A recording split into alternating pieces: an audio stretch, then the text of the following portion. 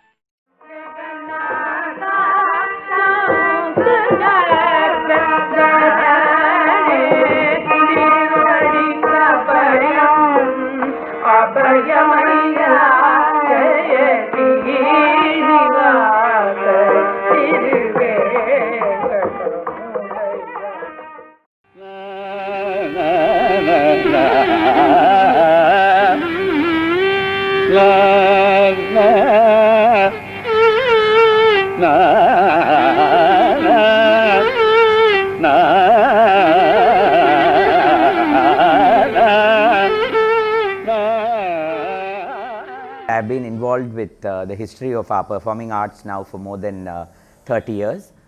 I strongly feel that Chennai as a city ought to have a museum of performing arts.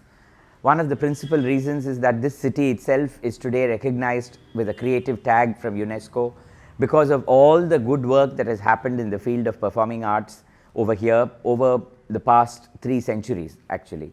But if you look at it in terms of our capability of storing our musical artifacts or our archival material, our record is exceedingly poor. We have a number of institutions that came up over several years to take care of such things, and then over a period of time they have either vanished or they have not been able to take care of their collections. And as a result of that, we've lost a lot of material that was exceedingly valuable for us. Much of it lands up at junk shops or at second-hand booksellers, people who have no idea about the value of what they are having with them. And when it is not sold for a period of time, it is either burnt or destroyed or thrown away, or worse, is eaten by rats or white ants. So I'd just like to illustrate this with an example. This is a book published in the 1940s. It is actually the first PhD thesis in the field of Carnatic music. Written by Harikesanallur Muttaya Bhagavatar, one of the greatest composers, musicians, archivist, writer. He was several things put into one, and he wrote a thesis, and that was accepted by the University of Travancore in 1942. And the first part of that book was published in 1945. The second part has never been published, and this is one copy of the first thesis that was the first part of the thesis that was published. You can see that rats have had a happy go at the book, and that much of the book is now also full of silverfish with a lot of holes in it. And I picked this up in a second-hand bookshop for 5 rupees or some such thing around 10 years ago without realizing the inherent value of the book. All that I looked at was at that time was that there was a photograph of Muttaya Bhagavatar in the frontispiece of this book, and I thought that it will be of interest, and I picked it up. Much later, I found written in very faint red pencil on the first surviving page of this book the signature G.N. Balasubramaniam, and I did not bother with that either, because I just thought that somebody had written this name. It's only when I went to Bangalore to meet with a friend who had an autograph of G.N. Balasubramaniam, one of the most eminent Carnatic musicians, that I realized that this was G.N.B's autograph itself. And today it is barely visible on this book, but what I am holding now is the first PhD thesis of Carnatic music, published in 1945, and the personal copy of G.N. Balasubramaniam, one of the greatest musical icons of South India. and somehow it landed up in a second-hand bookshop, and it's now come to me. So what happens after some time when I finished reading it, and who's going to preserve this book? Who's going to digitize it? Who's going to ensure that this particular copy is repaired and survives for future generations to look at and to put it to good use? Now, these are all questions that remain to be answered, and this is where I think a museum of the kind that Savita is trying to promote will be of immense use.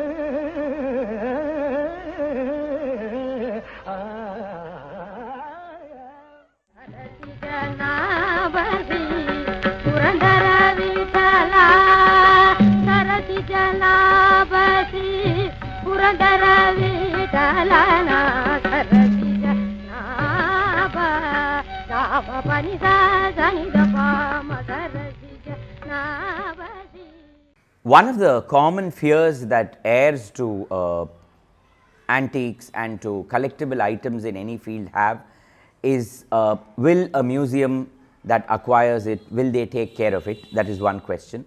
And the second is, what use will that particular item be put to after it has been donated? While this may be true in certain fields where, for instance, if they collect something in porcelain or silver or whatever, that's a different matter. But I think a collectible item in the field of art actually acquires greater value when lots of people are able to use it, they are able to see it, they are able to interpret it, they are able to study it. A book with one person is not of as much value as a book with hundreds of people who are able to read it and who are able to put it to good use.